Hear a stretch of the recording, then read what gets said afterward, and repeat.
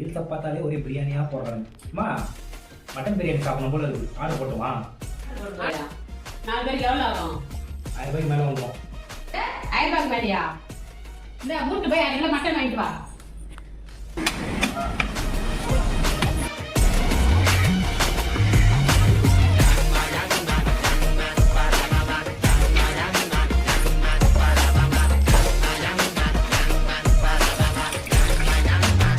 அரங்கம் அதிரட்டுமே, விசில் பறக்கட்டுமே, கரங்கள் வசரட்டுமே, தேகோ அழுத்து மொத்தமே.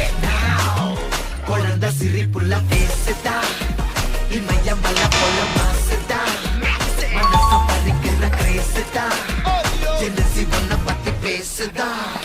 குக்கு குக்கு லிபாவா ஹோசே